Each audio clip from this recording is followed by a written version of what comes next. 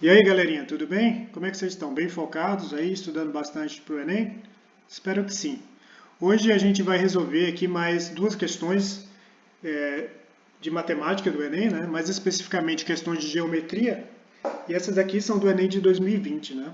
Para referência de vocês, é do caderno amarelo, caderno 5 amarelo. Eu vou começar com a questão 178, tudo bem? Então vamos lá, né? O enunciado fala o seguinte, que o azulejo designa peça de cerâmica vitrificada e ou esmaltada usada sobretudo no revestimento de paredes. A origem das técnicas de fabricação de azulejos é oriental, mas sua expansão pela Europa traz consigo uma diversificação de estilos, padrões e usos que podem ser decorativos, utilitários e arquitetônicos. Então aqui no primeiro parágrafo ele dá uma descrição do que é azulejo, de onde é que vem, para que é usado, mas isso daqui não vai ajudar a gente a resolver. Mas é um conhecimento geral. Então vamos seguir. Azulejos no formato de octógonos regulares serão utilizados para cobrir um painel retangular, conforme ilustrado na figura. Então aqui é uma coisa importante, octógonos regulares. E aqui ele dá essa figura, tá? Então continuando. Entre os octógonos e a borda lateral dessa figura, será necessária a colocação de 15 azulejos de outros formatos para preencher os 15 espaços em branco. Então aqui ele tem 15 espaços em brancos, né? Aqui, por aí vai.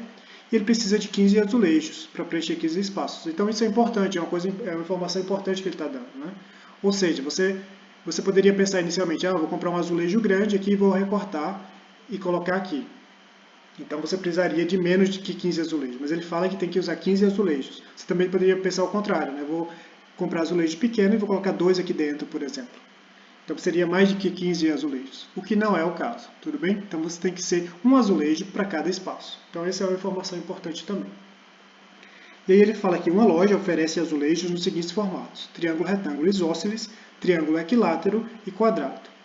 E aí ele quer saber o seguinte: os azulejos necessários para o devido preenchimento das áreas em branco desse painel são os de formato. Qual o formato que você precisa para preencher essas áreas em branco? Primeiramente, é óbvio que a gente tem pelo menos dois tipos de formatos aqui. A gente vai ter esse formato com 4 lados e um formato com 3 lados, certo? Então vai ter algo parecido com um quadrado, que na verdade é um quadrado, que a gente vai ver, e um triângulo de alguma forma aqui. Então, se tiver uma resposta aqui com só uma dessas opções, ela não pode ser a correta, tá? Então vai precisar de duas coisas diferentes. Aí resta saber quais são essas coisas.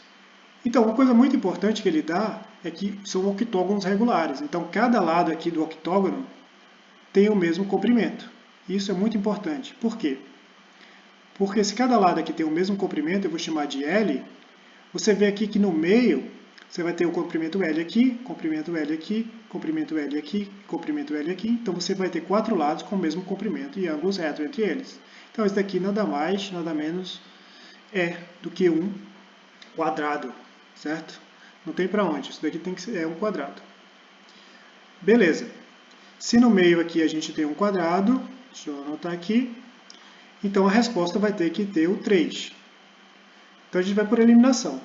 A letra C tem 3? Não tem. Então não pode ser a letra C. A letra D e a letra E podem ser. Tudo bem? Então resta saber que tipo de triângulo é. Se a gente vai precisar de um triângulo retângulo, isósceles ou um triângulo equilátero. Isso também é muito fácil de ver. Porque se você ver aqui, ó, você tem esse triângulo aqui, tá? Esse triângulo tem um lado L aqui e tem um lado L aqui. Como a gente viu que aqui é um quadrado e cada lado, cada ângulo aqui vai ser de 90 graus, a gente também vai ter um ângulo de 90 graus aqui, tá? Então deixa eu só escrever esse triângulo aqui. Então vai ser um triângulo com esses dois lados iguais e um ângulo de 90 graus. Se é um triângulo com um ângulo reto, vai ser um triângulo retângulo, obviamente, né? E é isósceles, porque a gente vai ter dois lados iguais e o outro lado aqui, obviamente, vai ter que ser diferente, né? Se a gente tem um ângulo reto aqui, esse lado aqui não pode ser igual. Então, a gente não pode ter um triângulo equilátero. O triângulo equilátero seria um triângulo que todos os lados têm o mesmo tamanho. Mas se todos os lados têm o mesmo comprimento, a gente não pode ter um ângulo de 90 graus, certo? Um triângulo equilátero, a gente vai ter 60 graus em todos os ângulos, né? Por isso que a gente consegue ter lados iguais. Aqui, como a gente tem 90 graus, a gente já sabe de cara que é um triângulo retângulo, ou seja, a gente vai precisar de um triângulo retângulo isósceles. Tá? Então, qual é a resposta que tem? Um triângulo retângulo isósceles e um quadrado é a letra D. Então, assim que a gente resolve essa questão, né? Não precisou nem fazer muita conta, né? Quer dizer, não precisou conta nenhuma, mas só precisou saber um pouco dessa questão de geometria, né? Sobre esses ângulos retos. E, obviamente, essa figura ajudou bastante. Né? Se a gente não tivesse a figura, talvez a gente teria que interpretar o que seria um octógono regular, teria que lembrar isso. Né? Mas aqui a gente vê que o octógono regular ele tem lados iguais, e a partir daí a gente vai respondendo a questão. Né? Fora isso, questão do retângulo retangular, do octógono regular e da figura, a gente tem também essa informação importante, né? Que são 15 azulejos e 15 espaços. Então vai ser um azulejo para cada espaço. E isso daí realmente reduz o número de alternativas. E por fim a gente encontra que é a letra D. Beleza? Ficou claro aí, pessoal? Então vamos partir para a próxima questão. Pronto, tendo resolvido aquela primeira questão, vamos passar para a segunda, que é a questão 149, a 179, aliás, do mesmo caderno do Enem de 2020. Tudo bem? É a questão da árvore de Natal. Ela fala o seguinte, que no período de fim de ano, o síndico de um condomínio resolveu colocar em um poste uma iluminação natalina em formato de cone, lembrando uma árvore de Natal, conforme as figuras 1 e 2, que você tem as representações dela.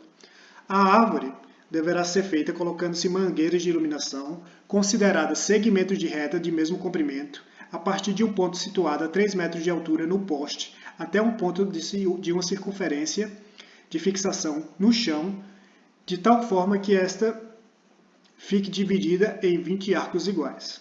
O poste está fixado no ponto C, centro da circunferência, que é aqui, perpendicularmente ao plano do chão.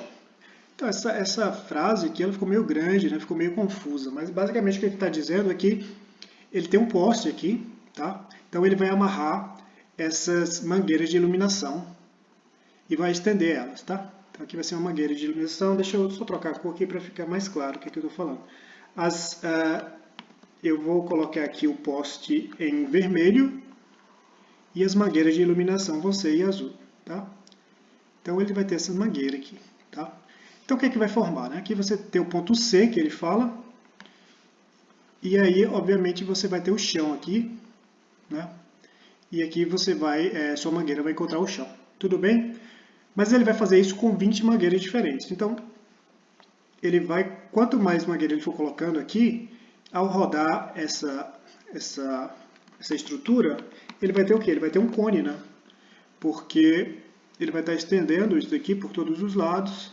Então, como mostra essa figura aqui, você no final das contas você vai ter um cone aqui com centro aqui nesse C. Tudo bem? Então é isso que ele está tentando fazer aqui. Tá? Então todas essas mangueiras vão ter o comprimento igual. Os comprimentos das mangueiras vão ser iguais e ele tem 20 mangueiras. Tudo bem? Beleza. Para economizar, ele utilizará mangueiras de iluminação aproveitadas de anos anteriores, que juntas totalizaram pouco mais de 100 metros de comprimento, dos quais ele decidiu usar exatamente 100 metros e deixar o restante como reserva. Para que ele atinja seu objetivo, o raio em metros da circunferência deverá ser de quanto? Então ele vai usar 20 mangueiras, mas ele tem 100 metros de mangueira. Então, como é que ele vai dividir 100 metros em 20 mangueiras? Muito simples, né? Para ter o tamanho igual, ele vai usar 100 metros, ele vai dividir em 20 partes, então ele vai precisar de 5, certo? Beleza. Então, cada mangueira vai ter 5 metros. Então, vamos imaginar aqui uma mangueira só estendida, tá? Aqui a gente tem a altura do poste, que é 3 metros, e aqui a gente vai ter uma mangueira de 5 metros.